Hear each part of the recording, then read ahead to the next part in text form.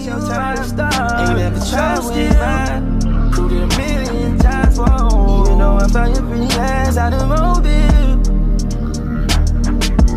Ever since I caught you on that ice, you got no chance.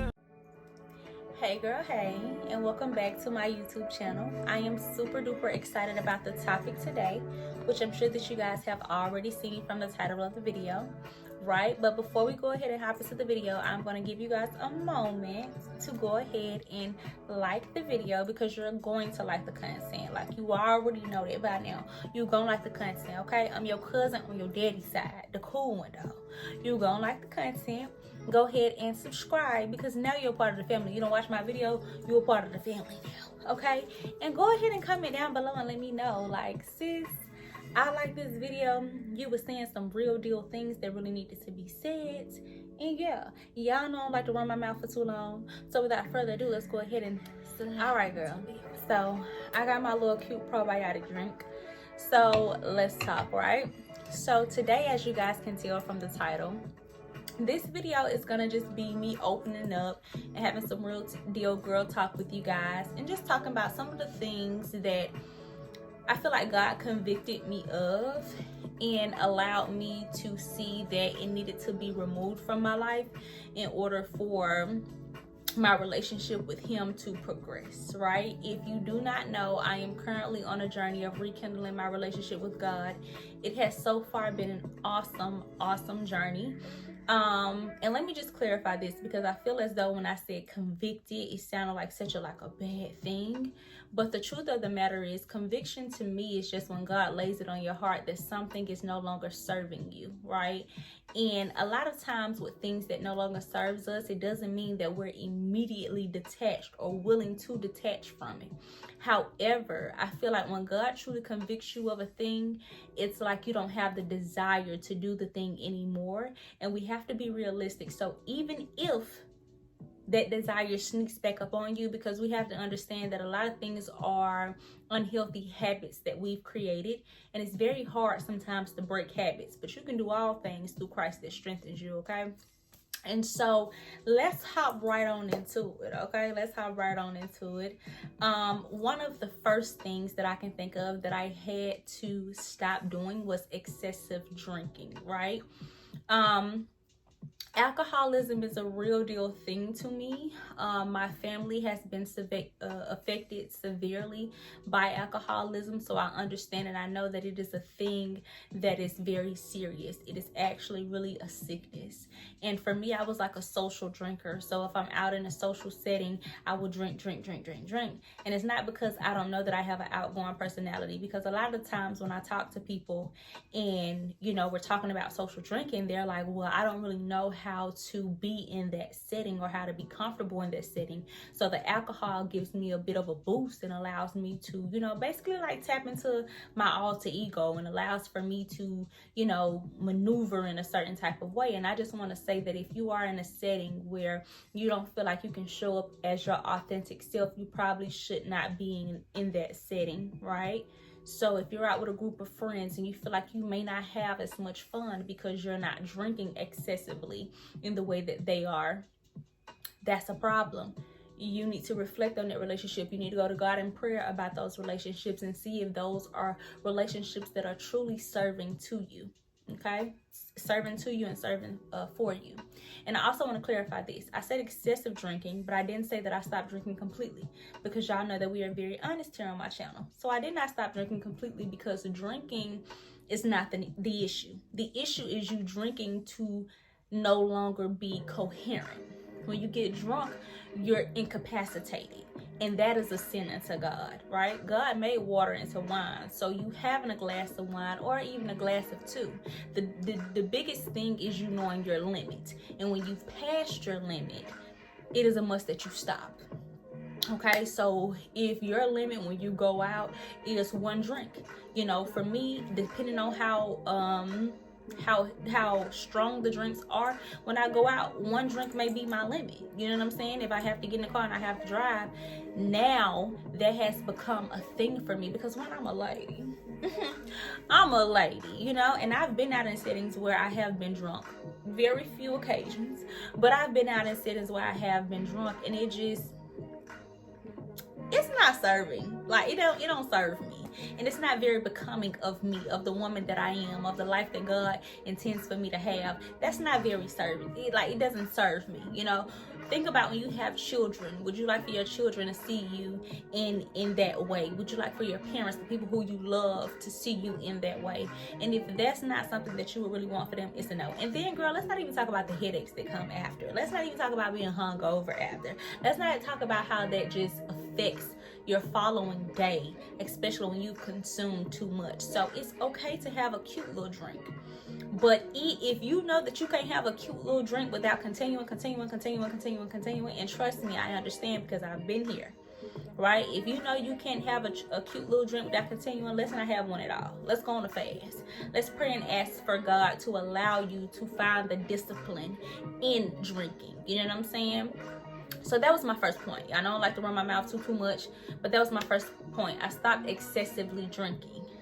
Now let's go to the secular music. Oh, child, this was a big one for me. Because, you know, I feel like I was in like my lukewarm Christian era, and I was like, well, I can listen to this, and then I can switch it over to this. But I feel like when you're truly convicted, like I said, I tried that and I was just like, no. So, y'all know I be real over here on my channel. No, I have not given up R&B music. No, I have not given up certain rap music. But what I have done is made a conscious effort to go in and not download the explicit version to my playlist, right?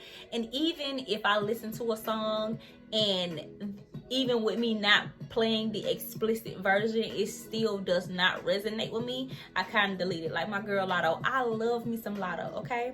Lotto is a fellow Atlanta native, and I love Lotto. I love her personality. I love her art. I'm so glad she's in her winning season. But Lotto, I went back. You need to make some music for the Christian girls, sis. Because I went back and I tried to go to the album that wasn't explicit, and I'm still like, Lotto, please. I had to take my girl out my playlist. You know, just certain things that are just extremely explicit. And it's like, baby, I'm not trying to be talking about how I'm finna be hunching on nobody if it ain't my husband. And I ain't married right now. Okay?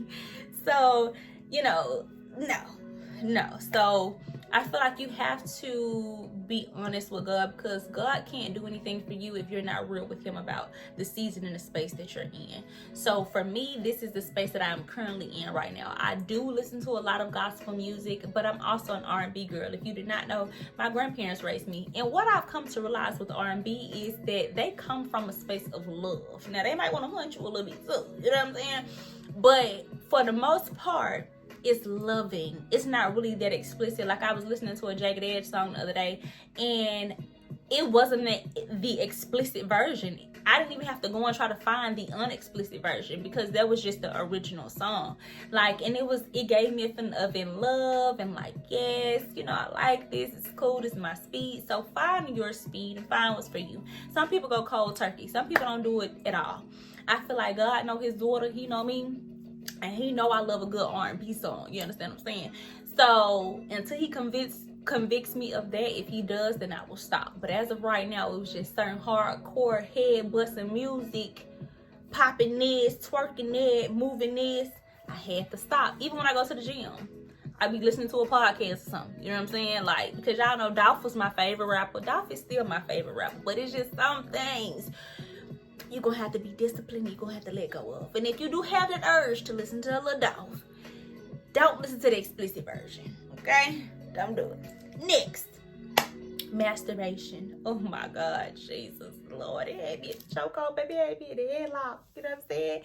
Because I have been single for a good amount of time, baby, and I'll just be out here giving my cookies to any and everybody. I ain't giving my cookies to nobody at this point in the game, okay? But baby, I was feeling like there's nothing wrong with a little zit. You know what I'm saying? Ain't nothing wrong with it, you know, because I'm not out here fornicating with anybody else, but I'm sinning against my body. And my body is a temple. It's God's temple. This is where the Holy Spirit resides within me. So, you know, sin is sin. God don't view any sin any differently. So I had to get to a point, and I think I've been doing good, y'all. I've been doing real good. And it's just amazing what your mind can do when you put your mind to something. Like when it's something that you truly want to do, it's amazing.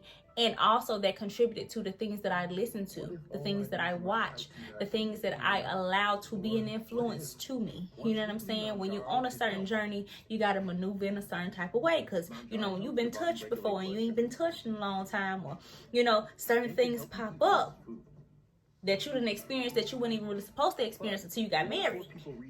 Baby, it hit a little different, but you got to have discipline. Discipline needs to be our word for this season. Discipline and authenticity, okay? We need those both, okay? So the masturbation, premarital sex, we gotta let it go. We gotta let it go. Because I had a little sneaky link, you know what I'm saying? Hey, what you doing? How you doing today? Baby, I had a little sneaky, you know what I'm saying? Had a little sneakily. I'm put you out of my business a little bit. Had a little sneakily that I just called up. But you know what? Also, when I called him, when I was the most motivated to call him was when I was under the influence. Was when I had too many drinks. Was when I had been out drinking excessively. Because prior to that, me and my sober mind, I'm like, I'm cool, G. I'm good. And then when I sobered up the next morning, you know what I'm saying? I'm at this man's house. Baby, I gotta go home. How did I get here? You know what I'm saying? I don't even want to text the man. Let the man know I done made it home. Cause I ain't supposed to be here, sir. Mr. Telephone Man, how did I get over here in this bed? Okay, so it's just certain things you gotta be real about, okay? And you gotta let go. Because you're telling God that you want this, right? Your desire may be to be married. Your desire may be to whatever, but you're telling God this, but your actions is showing him that you're truly not really prepared for it. And those actions of not being disciplined and being disobedient, because we're aware of the word, it only delays what God truly has for you.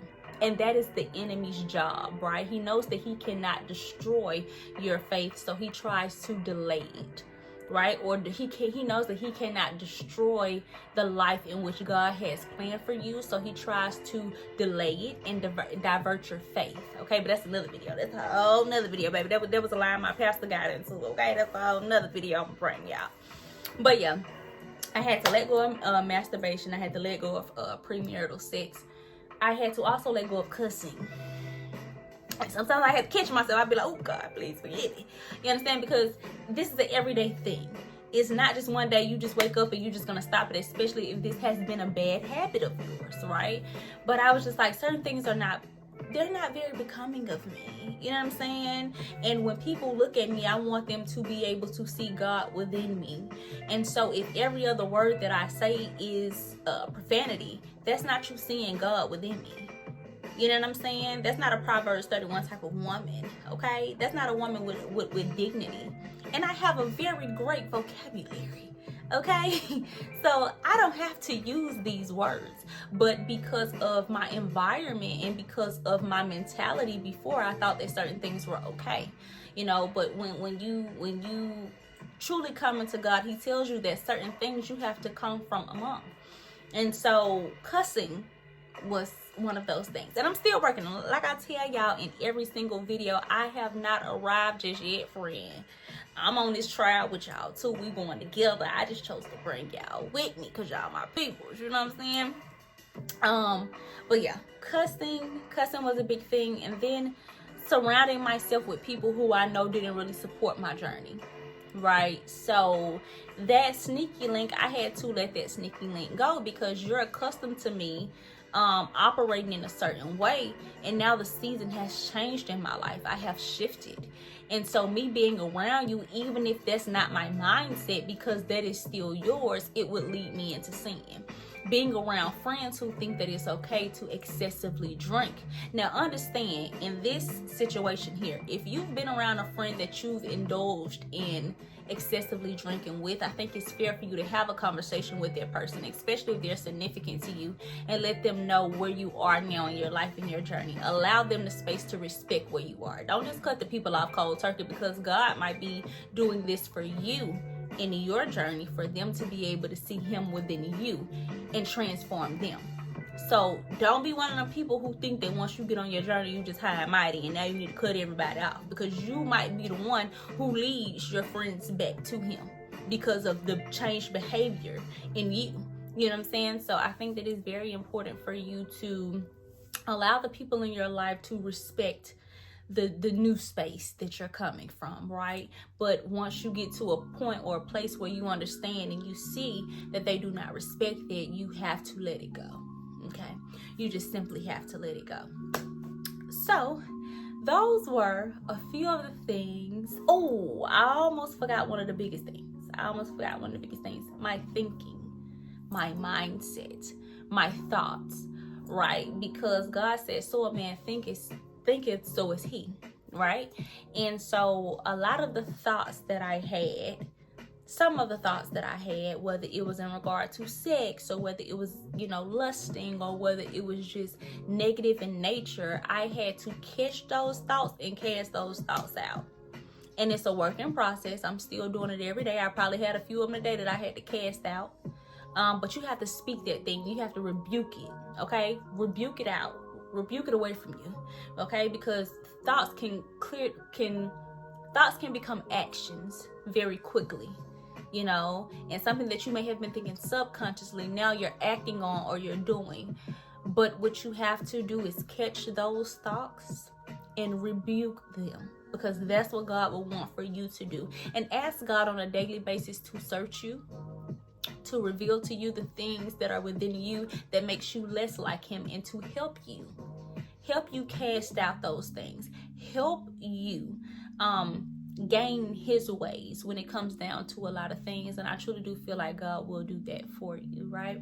So that was the last thing. I don't think I forgot anything else. That was the last thing. But I hope that this video truly blessed you guys that are watching. And one thing that you can count on from me on this journey is me being honest and me being real, okay?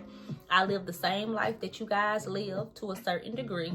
Only thing that changed is my mindset and my discipline and my willingness to surrender to God, and my willingness to say that, you know what, God, I've tried things so long in my own way.